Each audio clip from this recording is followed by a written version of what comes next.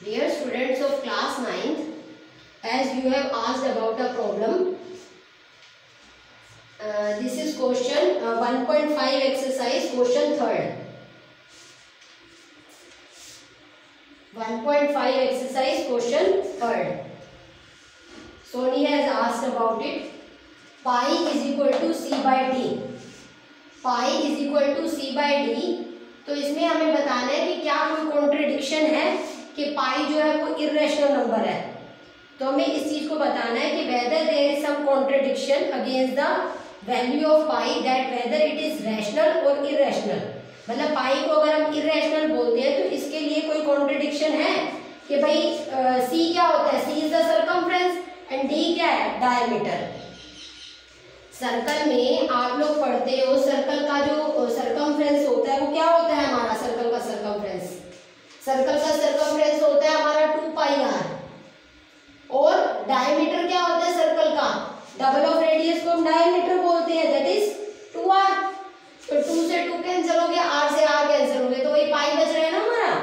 तो इसमें पूछा है कि अगर हम यही चीज इसमें लगाएं, छोटी क्लासेस से आप ये पढ़ते आ रहे हो कि c is equal to 2 pi r, circumference of the circle is given by 2 pi r and diameter of the circle is double of radius, that is 2r। तो इससे जो पाई आता है, मतलब इससे भी हम पाई निकाल सकते हैं। तो क्या पाई इससे इस टर्म्स में हम देखें तो क्या पाई को हम रैशनल बोल सकते हैं? क्या पाई के इरेशनल होने पे हम कोई कॉन्ट्रडिक्शन कर सकते हैं? तो पाई की वैल्यू हम लेते हैं अप्रोक्स वैल्यू 22/7, बट ये approx value it is not an exact value. अगर आप वैसे भी 22 को भी 7 से डिवाइड करो तो आपका क्या आएगा, 7 3 का 21, 1 ऊपर से लिए आपने डेसिमल लगा के जितनी मर्जी जीरो लगाते जाओ, 7 1 का 7 3, फिर 7 4 का 28 2, तो क्या 3.14 पे खत्म थोड़े हो गए, आगे चलता जा रहा है ना।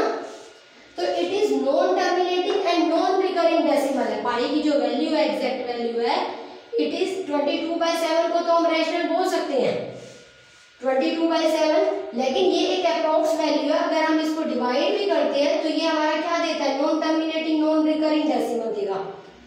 मतलब देगा या नहीं देगा आगे करके देख लेना, बट स्टिल इसकी जो एग्जैक्ट वैल्यू है पाई की वो 22/7 वैसे भी नहीं है, 3.14 भी नहीं है। इसकी एग्जैक्ट वैल्यू जो है आपको लास्ट चैप्टर में देखने को मिलेगी, अपनी ही बुक के लास्ट चैप्टर में, ठीक है। तो ये 3.14 आगे चलता जाता है, जो कि हमारा एक नॉन टर्मिनेटिंग और नॉन रिकरिंग डेसिमल है। तो so it is an irrational number. तो सी भी तो हमारा एक वैल्यू है ना, तो सी भी हमारा, सी देखें या डी देखें या दोनों देखें, वो भी तो इर्रेशनल हो सकते हैं ना हमारे। C can be irrational number, D can be irrational number, even both can be irrational number. तो इसमें हमारी कोई कॉन्ट्रडिक्शन नहीं है, क्योंकि पाई की जो एग्जैक्ट वैल्यू है वो एक हमारी नॉन टर्मिनेटिंग और नॉन रिकरिंग डेसिमल है, so it is an irrational number.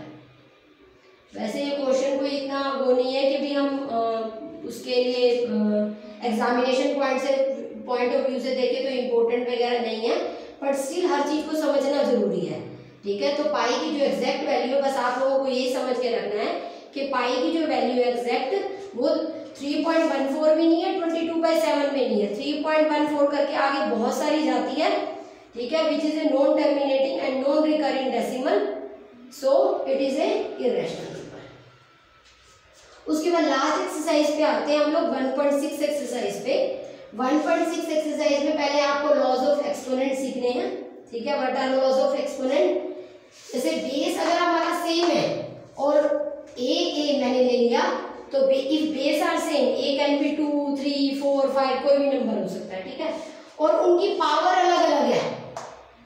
Basis are same but powers are different, then product लेने पर बेस सेम लेके हम पावर को एडअप कर सकते हैं, ठीक है, पावर कैन बी एडेड। यहाँ छोटी क्लासेस में 7th स्टैंडर्ड में पढ़ चुके हो एक्सपोनेंट, 8th स्टैंडर्ड में पढ़ चुके हो एक्सपोनेंट, यही लॉस भी पढ़ चुके हो।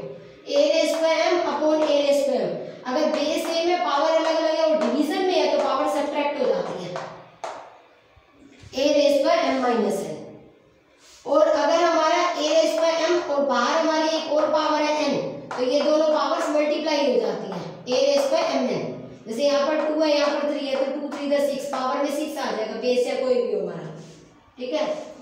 बेसिस अगर हमारे अलग अलग हैं और पावर सेम है और प्रोडक्ट में है तो हम उनको इकट्ठा करके प्रोडक्ट में लेके, जैसे ये 2⁻³ और 2⁻³ और 3⁻³ है, तो ये बेसिस जो होंगे ये 2 और 3 मल्टीप्लाई हो जाएंगे और ये पावर जो सेम है वो कॉमन पावर हो जाएगी।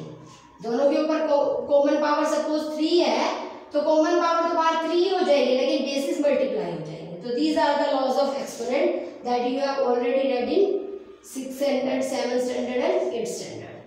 अब 1.6 एक्सरसाइज का फर्स्ट क्वेश्चन है, ठीक है। मैं एक दो पार्ट्स आपको क्लैरिफाई कर रही हूँ, उसके बाद ये एक्सरसाइज बहुत ही ईजी है, आपने इसको करके सेंड कर देना है। और ये आपका चैप्टर सिर्फ वो जो आपके ग्राफिकल पार्ट रह गया है वो मैंने बताना है, बट वो बोर्ड पे बताना बच्चे को थोड़ी डिफिकल्टी आती है, तो इसलिए वो बाद में जब आपकी क्लासेस स्टार्ट होंगी तो हम करवा देंगे। अब इस एक्सरसाइज को करके जब आप कल सेंड कर दोगे तो मैं आपका नेक्स्ट लेक्चर पॉलिनोमियल स्टार्ट कर दूंगी। अब ये 64 इसको 1/2 है। 64 को हम लिख सकते हैं 8²। 8 8 का 64 होता है, तो जिस नंबर को हम जितनी बार मल्टीप्लाई करते हैं वो उसकी पावर बन जाती है, ठीक है। तो 64 को हम क्या लिख सकते हैं 8², बिकॉज 8 8 का 64। तो पावर ये पावर का मतलब ये दोनों पावर मल्टीप्लाई हो रही है, जैसे ये दोनों पावर मल्टीप्लाई हो रही है, तो ये 2 1/2 2 1/2, तो आपका क्या गया 8⁻1 मीन्स 8। ऐसे ही 32⁻2/5। अब 32 की आप प्राइम फैक्टराइजेशन भी करके देख सकते हो। 32 की प्राइम फैक्टराइजेशन करके देखो 16, फिर 8, फिर 2 4 8, फिर 2 2 4, फिर 2 1/2। तो ये आपका 2 कितनी बार आया 1 2 3 4 5, तो आपका 2 जो है वो 5 टाइम्स आ रहा है, तो इसको लिख दो 2⁻5, ठीक है। As 32 is multiplied 5 times to get 32, तो 2⁻5, और 2⁻5 एक बाहर किया तो 5 कैंसिल बाय 5, तो क्या रह गया 2²।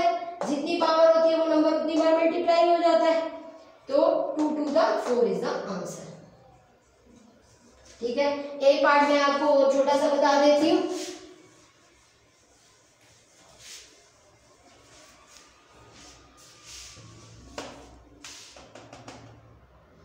जैसे आपका है 2⁻2/3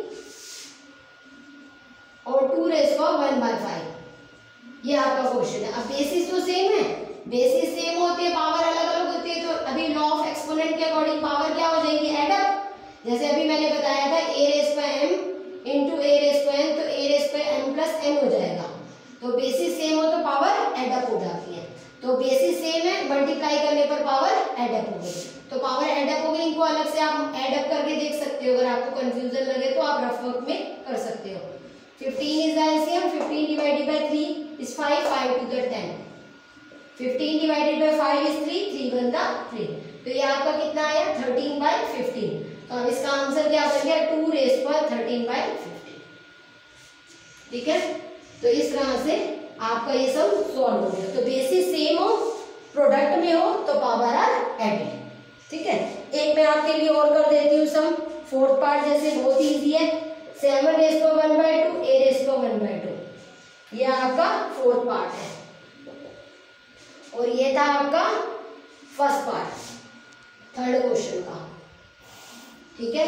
तो इसमें क्या basis are different and powers are same. अभी मैंने आपको क्या बताया था, जब बेसिस सेम हो और बेसिस अलग अलग हो और पावर सेम हो तो क्या करते हैं, उसमें कौन सा लॉ लगाते हैं ab⁻m, मतलब बेसिस को मल्टीप्लाई करके पावर कॉमन लगा देंगे। तो ऐसे इसको करो, बेसिस को मल्टीप्लाई करो 7 8 का 56 और पावर सेम है 1/2, तो दैट इज आंसर, ठीक है। तो इस तरह से ये एक्सरसाइज बहुत ही आपकी इजी है, इसको आप करके सेंड कर देना। किसी बच्चे का पीछे का होमवर्क रहता हो, वीरेंद्र ने आज तक होमवर्क सेंड नहीं किया, सौरभ ने सेंड नहीं किया, तो प्लीज अपना होमवर्क कंप्लीट करो, नहीं तो मैंने आप लोगों की एब्सेंट 0 ही दिखानी है। Thank you.